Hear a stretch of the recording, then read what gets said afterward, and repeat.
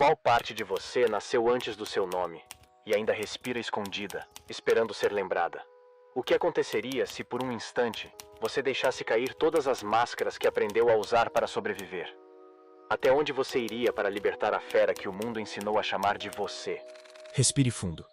Agora, segure esse ar por alguns segundos. Sinta o desconforto. É isso o que chamam de você? A identidade, essa palavra pesada dita com tanta leveza, não passa de um contorno, uma cerca pintada no chão. E nós a seguimos com a fé de um cão domesticado que não sabe que a coleira está dentro da pele. Quem sou eu? A pergunta parece nobre, até ser feita demais. Porque quanto mais você a repete, menos você sabe. Não porque falta resposta, mas porque falta coragem. A maioria das pessoas nunca se tornou quem é. A maioria das pessoas nunca sequer descobriu que não é quem acredita ser. São máscaras que esqueceram que são máscaras. Personagens encarnados por sobreviventes cansados. Você não é quem escolheu ser. Você é o que o medo permitiu que você mostrasse. Vivemos a superfície e chamamos isso de autenticidade. Ajustamos nossas reações para caber em moldes sociais. Domesticamos nossos impulsos, escondemos nossas contradições e sorrimos como se fosse natural. Mas lá no fundo, lá onde não há linguagem, nem justificativa, nem selfie, existe algo que não se ajusta, algo bruto, quente, pré-histórico. Algo que lateja toda vez que você finge, algo que deseja arrebentar a coleira. Nietzsche sussurrava do abismo: torne-se quem você é.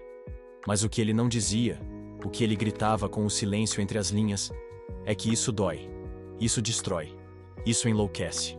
A jornada de se tornar quem se é não começa com um sim, ela começa com um colapso, com uma recusa violenta a continuar representando, com a percepção de que há algo errado no modo como você se encaixa perfeitamente em um molde que nunca foi feito para você. Você age, sorri, escolhe, mas quem, dentro de você, está realmente decidindo? Suas vontades são suas, ou apenas condicionamentos emocionalmente aceitos? Você quer vencer, ou quer parar de ser ignorado? Quer amar, ou apenas evitar a solidão que herdou da infância? Você acha que tem identidade, mas o que tem é apenas uma edição socialmente aceitável da sua dor não olhada. As pessoas não têm identidade. Têm personagens.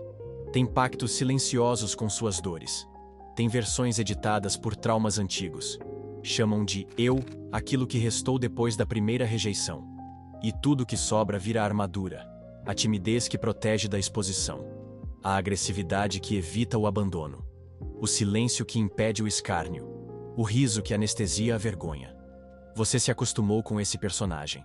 Mas às vezes, quando tudo cala, quando ninguém te observa, quando a noite pesa e o corpo desacelera, uma ausência se move por dentro. Uma estranheza familiar. Como se houvesse alguém trancado no porão, esperando você lembrar que ele existe. Essa é a fera. Aquela que nasceu antes do seu nome. Antes do bom dia, da prova de matemática, da cobrança por resultados. Antes do você precisa melhorar e do assim, ninguém vai te amar. Essa fera é o que sobrou quando o mundo te pediu para ser normal. Você não é fraco. Você está fragmentado. Sua força foi dividida entre defesas, papéis e estratégias de sobrevivência. E agora você tenta juntar os pedaços, chamando isso de identidade. Mas a fera não aceita pedaços. Ela quer totalidade. Ela quer que você destraumatize sua existência. Quer que você se lembre do que é sentir sem filtro. Gritar sem pedir desculpa. Ser sem legenda. Mas cuidado, a fera não é bondosa. Ela não é um espírito de luz esperando você meditar. Ela é um caos ancestral. É desejo não domesticado. É instinto com fome. E por isso você a trancou. Por isso você a renegou. Porque ela ameaça tudo o que você construiu para parecer forte, sutil, aceito. Só que aqui está a ironia. A chave para sua inteireza está no que você mais teme em si mesmo. Você não será livre até ser capaz de carregar o que te assusta. Você não será inteiro até dançar com o que te repulsa. Você não será quem é, até deixar a coleira. Então eu te pergunto, quem você seria sem o medo do olhar alheio?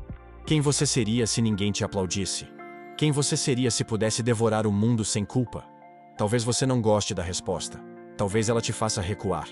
Mas é exatamente aí, nesse desconforto, que começa o caminho que Nietzsche percorreu até sangrar, o caminho que Goethe lapidou com disciplina, o caminho que Heráclito descreveu como fundo demais para ser mapeado, o caminho de quem desce. E ao invés de voltar, desculpe-se com o que encontrou no fundo. A identidade é uma coleira que você jurou amar para não precisar enfrentar quem a colocou.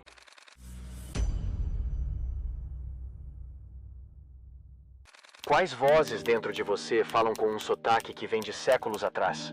E se cada impulso que você chama de seu fosse, na verdade, herança de vidas que você nunca viveu? O que mudaria se você descobrisse que sua alma é um campo de batalha onde os mortos ainda comandam? Você acredita que está sozinho dentro de si, mas não está. Você carrega mais do que imagina. Instintos que não são seus. Traumas que não começou. Vozes que não nasceram na sua boca. Sua psique não é uma página em branco. É um manuscrito reescrito em cima de camadas enterradas. Cada escolha sua, cada medo, cada desejo, cada desvio, tem raízes mais antigas do que sua consciência suporta admitir. Nietzsche dizia: o passado continua a fluir em 1000 ondas dentro de nós. Mas o que acontece quando essas ondas colidem? Quando culturas extintas, civilizações esmagadas, códigos morais obsoletos, ainda pulsam no subsolo da sua alma? Você chama isso de confusão. Os outros chamam de instabilidade. Mas o nome verdadeiro disso é profundidade. A maioria vive na superfície, como se a psique fosse um espelho liso.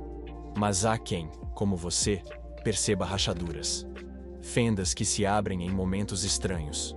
Quando algo te ofende demais, quando um gesto simples te paralisa, quando um cheiro traz uma memória que nunca aconteceu. Essas fendas não são falhas, são portais, aberturas para um labirinto de carne e memória onde o tempo não é linear, onde o ancestral se disfarça de presente, onde o passado não passou, ele está escondido. Você se pergunta: por que eu ajo assim? Por que repito padrões que me ferem? Por que escolho sempre quem vai me abandonar? Mas talvez a pergunta certa seja: quem dentro de mim está escolhendo? Nietzsche não via a mente como uma unidade. Para ele, éramos cidades internas, aglomerações de impulsos, desejos, ideias. Uma polis psíquica em guerra. Um campo de batalha entre vozes que não se reconhecem. E você, o corpo central, como se fosse o palco, não o protagonista. Dentro de você há um pai que nunca conheceu, uma avó que sobreviveu a guerras, um ancestral que foi queimado por dizer a verdade, um animal que corria nu pelas florestas antes da linguagem nascer. Essas figuras não são mitos. São estruturas psíquicas vivas. Elas vivem em sua neuroquímica. Nas sinapses que se disparam quando alguém te ignora. Nos tremores que surgem quando você precisa se impor. Você é moderno na aparência, mas arcaico no reflexo. Seu corpo não esqueceu o que a cultura tentou apagar. A raiva tem mais idade que a razão. O desejo surgiu muito antes da moral. E a fuga, o silêncio, a submissão, são estratégias herdadas de quem só sobreviveu por obedecer. É por isso que você se sabota. É por isso que você cede. É por isso que você se cala quando quer gritar. Porque lá no fundo, ainda há um fragmento de memória onde gritar significava punição. Você não repete comportamentos. Você repete ancestralidades.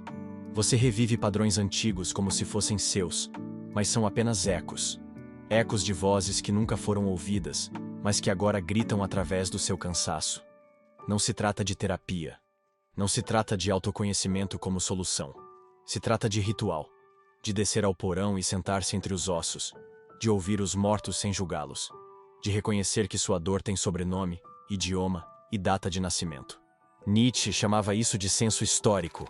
A consciência de que o que te habita não nasceu contigo. De que há instintos que foram eficazes para caçar, mas que hoje destroem seus relacionamentos. De que há impulsos que salvaram sua linhagem, mas agora impedem sua liberdade. Você está sendo governado por um exército invisível, e ainda assim, acredita que tem controle. Você não vai se libertar lendo livros de autoajuda, nem decorando mantras. Você só vai se libertar quando olhar para o caos que te formou e chamá-lo pelo nome. Você só vai encontrar sua verdade interior quando parar de procurar por pureza. Porque ela não existe. O que existe é mistura. O que existe é o caos. E o que existe É você tentando dar forma a isso. Sua mente não é um templo. É um cemitério onde cada pensamento novo pisa em ossos antigos.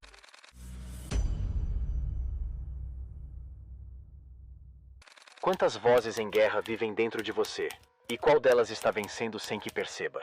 E se o caos que você tenta esconder for exatamente o barro de onde sua verdadeira forma precisa nascer? Qual seria o preço de transformar sua fera interna não em inimiga, mas em obra-prima? Você sente, mas não sabe de onde vem. Você explode, implode, recua, ataca, seduz, sabota e tudo isso, ao mesmo tempo. Sua alma não é uma linha. É uma multidão, uma assembleia desordenada de vozes, impulsos, ruídos e máscaras. Você não é um. Você é muitos, e nem todos querem o mesmo. Nietzsche chamava isso de multiplicidade psíquica. Para ele, o sujeito era uma colônia de forças internas, impulsos, arquétipos, instintos, traumas, máscaras. Uma cidade em conflito, sem rei. Mas há algo que essas forças disputam: o trono. Cada impulso quer governar por um instante. O medo quer controlar suas decisões. A raiva quer dominar seus relacionamentos. A carência quer decidir com quem você dorme. O orgulho quer editar cada frase antes que você diga. E você? Você só tenta parecer funcional. É aí que a fera volta. Ela não é só um instinto. Ela é o conjunto de todos os instintos que você escondeu por medo. A soma dos desejos censurados, dos impulsos reprimidos, das violências que você domestica. Ela não quer te destruir, mas ela também não vai se curvar.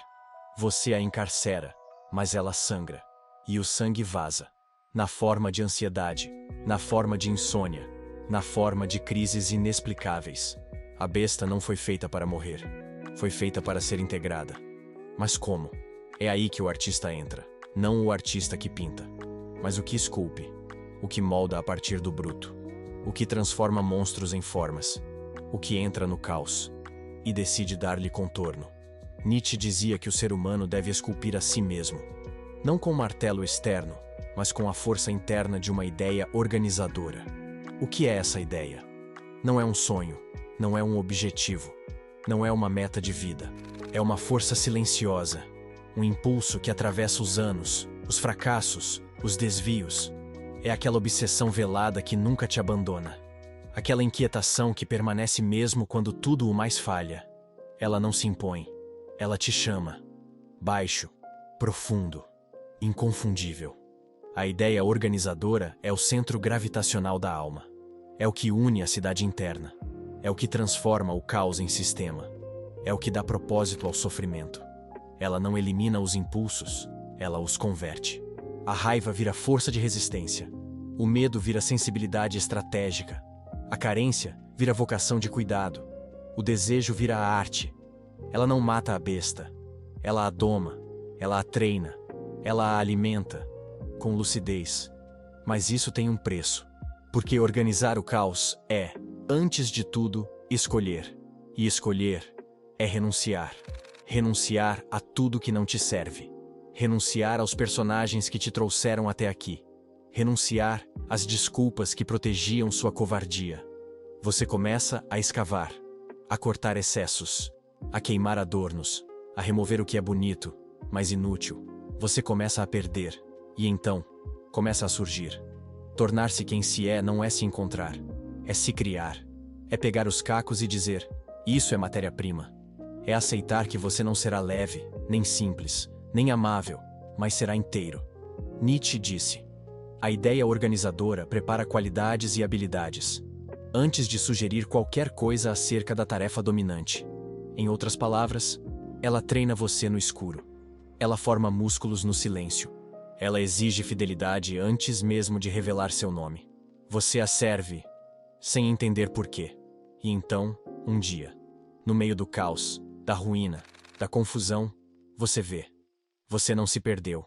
Você estava sendo esculpido pelo tempo, pela dor, pela força que nunca cedeu. E tudo o que parecia aleatório, inútil, doloroso, vira forma. Você não é um acidente. Você é um trabalho inacabado.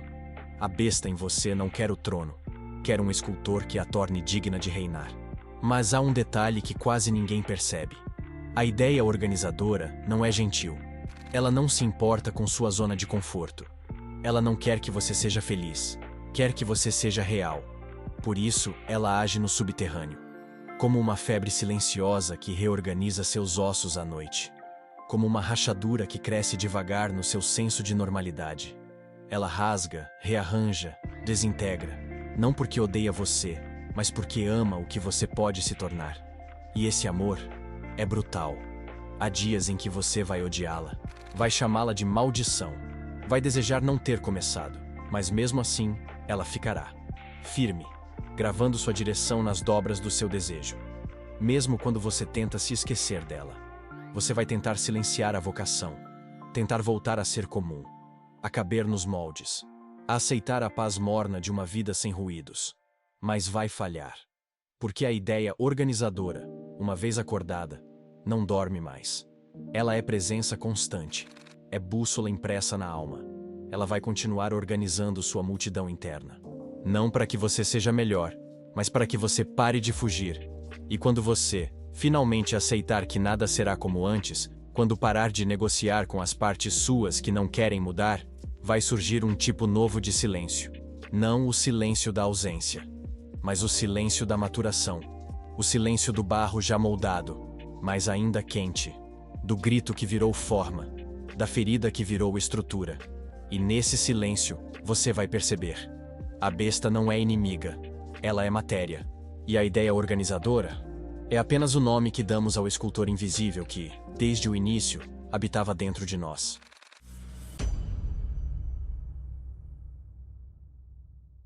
O que você estaria disposto a perder se descobrisse que a verdade não traz aplausos, mas solidão? Quantas máscaras você queimaria se soubesse que, por trás delas, há um rosto que o mundo não vai querer reconhecer? Será que a liberdade que você procura é, na verdade, o exílio que você sempre temeu? Você ouviu dizer que se conhecer é bonito, que se encontrar é uma dádiva, que ser quem se é liberdade. Mentiram. Ser quem se é caro, dói, isola e às vezes enlouquece. Nietzsche sabia disso. Ele que escavou a si mesmo até quebrar. Ele que desceu fundo demais. Que viu o que não devia. Que segurou o abismo por tanto tempo, até que o abismo segurou de volta. A verdade é que nem todos suportam a inteireza. Ela cobra tudo. Sua falsa leveza. Seu pertencimento social. Sua imagem admirável. Seu senso de segurança. Porque tornar-se inteiro é como acender todas as luzes de uma casa abandonada. Você não sabe o que vai encontrar, mas sabe que vai doer. As máscaras têm função. Elas te protegem. Elas te permitem circular. Ser socialmente aceito. Ser amado, mesmo que falsamente. Mas a inteireza exige que você as jogue no fogo, uma por uma. A máscara do bom, a máscara do produtivo, a máscara do espiritualizado, a máscara do equilibrado. E o que sobra, assusta, até você. Principalmente você. Você começa a perceber que sua vida inteira foi uma coreografia. Que seus gostos eram concessões. Que suas virtudes eram mecanismos de sobrevivência. Que seus relacionamentos eram pactos silenciosos de mutualidade doentia. E quando a verdade começa a escorrer pelas rachaduras, você tenta contê-la. Mas ela já se infiltrou demais, já tomou a estrutura. Agora não dá mais para fingir. Ser inteiro significa ser dissonante. Significa não caber. Significa incomodar até quando está em silêncio. Os outros vão perceber. Vão sentir algo estranho em você. Não vão saber explicar. Vão achar que é arrogância, ou esquisitice, ou desequilíbrio. Mas o nome disso é verdade. E a verdade sempre tem cheiro de loucura para quem vive de mentira. Nietzsche chamava de minotauro, o que habita o labirinto interior. Quem entra, corre o risco de não sair. Mas quem não entra, já está morto. A massa, essa entidade que devora o singular, quer conforto, não verdade. Quer repetição, não ruptura. Quer previsibilidade, não profundidade. E quando você começa a desviar, eles notam e tentam te puxar de volta. Com conselhos, com afeto condicionado, com punição emocional disfarçada de preocupação. Mas no fundo, o que querem é que você não os faça lembrar do que negaram em si mesmos. Você vai se sentir só, porque estará só. E não há metáfora que suavize isso. O caminho da individuação é um deserto. e nele, o único abrigo é a própria integridade. Você começa a descobrir uma nova força, a de permanecer fiel à forma que está nascendo, mesmo quando ninguém mais reconhece valor nisso. Essa fidelidade é brutal, mas é sagrada. É o que diferencia os que se criam dos que apenas sobrevivem. Goethe foi citado por Nietzsche como um desses raros. Alguém que impôs ordem ao próprio caos, que se disciplinou para a totalidade. Mas isso não veio com aplausos. Veio com silêncio, com rigor, com renúncia. Você não será aplaudido por ser inteiro. Será temido, será lido como ameaça, será interpretado como instável. Mas isso é o preço. A profundidade nunca foi popular. Não existe paz no início, mas existe poder. Não um poder de dominar, mas de não mais ser dominado. Você se torna perigoso, não porque ameaça, mas porque não precisa mais de permissão. E isso assusta. A inteireza não faz de você um vencedor, faz de você um exilado com fogo nos olhos. Mas há algo ainda mais cruel. Não é a solidão, é o eco. O eco de quem você foi, de quem você fingiu ser por tanto tempo. Ele volta, ele te chama, ele oferece abrigo. Você começa a andar com a nova forma, mas ainda escuta o nome antigo gritado no corredor do passado. É nesse ponto que muitos voltam. Não porque não suportam a dor, mas porque não suportam a ausência de espelho. Porque quando você se torna inteiro, ninguém mais reflete você. E sem reflexo, você começa a duvidar da própria existência. A individuação não é uma ascensão, é uma desintegração deliberada. É escolher morrer em vida, para nascer sem aplausos. E ainda assim, há algo que pulsa. Uma dignidade subterrânea, algo que não precisa ser reconhecido, porque já é, por si só. Você começa a se ver como nunca viu, sem brilho, sem enfeite, apenas presença. Presença que não negocia, presença que não precisa ser explicada, presença que não se curva nem se vende. O mundo não saberá onde te encaixar, e isso será a prova de que você, finalmente, escapou. Escapou do enredo, do aplauso, do script, da missão invisível de agradar. Agora você anda nu, mesmo vestido. Anda denso, mesmo em silêncio. Anda só, mas não mais órfão de si. Porque o preço de ser inteiro é tudo. Mas o custo de continuar fraturado é maior. E quando a noite vier, e ela sempre vem, você vai sentir medo. Mas vai ficar. Não por coragem, mas por não saber mais viver em fuga. E ali, no meio do escuro, com todas as portas fechadas e nenhuma plateia, você vai perceber. A solidão não é ausência. É presença sem testemunhas.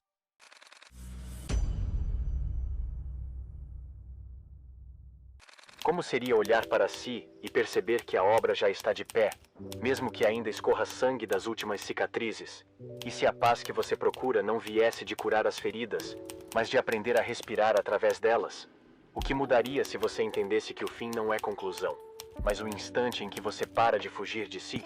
Feche os olhos. Imagine-se sozinho, num quarto escuro, sem reflexo, sem ruído, sem nome.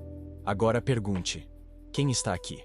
Não quem os outros veem, não quem você construiu, mas quem ficou, depois que tudo desabou. O que sobrou? Essa forma crua, sem ornamentos, esse contorno ainda latejando das perdas, esse esqueleto que pulsa, é você. Você não é suas ideias, não é suas conquistas, nem seus fracassos. Você é o espaço entre as versões. Você é o intervalo entre o impulso e a escolha. Você é o que resta, quando nada mais quer restar.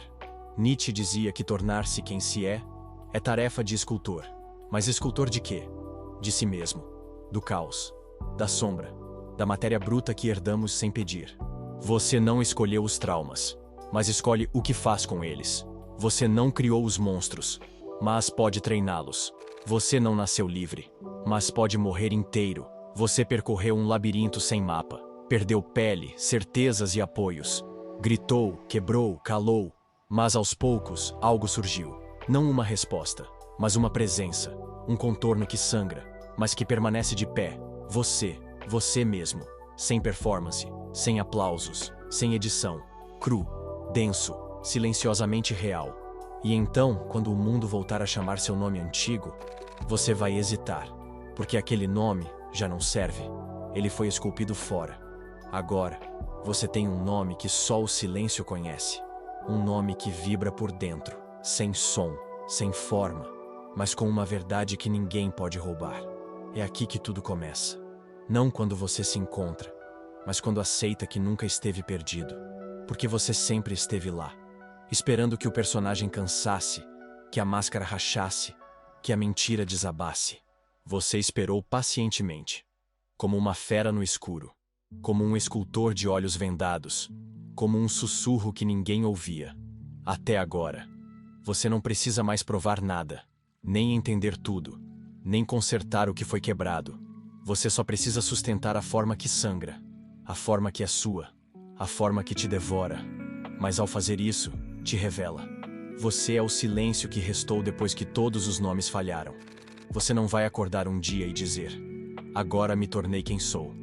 Porque tornar-se não é um ponto, é uma erosão, uma queda em câmera lenta, um processo que não avisa quando termina, porque talvez nunca termine. A forma nunca estará pronta, mas ela já respira, mesmo que torta, mesmo que ferida, mesmo que sem nome. O que você esculpiu de si é seu. Não precisa ser bonito, só precisa ser verdadeiro. O mundo nunca entenderá, mas sua alma já reconhece. Cada cicatriz pulsa como uma assinatura. Cada recusa moldou um contorno. Cada silêncio virou um músculo oculto. E agora, até o vazio tem peso. Você foi feito de fragmentos, mas sustenta-se inteiro. Você perdeu todos os papéis, mas ainda sabe respirar. Você sangra, e mesmo assim permanece de pé. Não por heroísmo, mas porque o colapso te ensinou a não cair com pressa. Se a forma final existe, ela não é limpa. Ela não é estática. Ela é orgânica. É barro quente ainda pulsando da última martelada. Nietzsche enlouqueceu antes de ver a escultura completa. Mas talvez ela nunca se completasse mesmo. Talvez seja esse o segredo. Viver em processo e morrer em rascunho. No fim, não resta um nome, nem um manual, nem uma frase de impacto. Resta uma presença. Um corpo que carrega uma história que não precisa mais ser explicada. A fera não grita. O escultor não fala. Mas ambos sabem. A forma está viva. E isso basta. Quando a forma para de gritar, é porque o barro aprendeu a respirar no silêncio.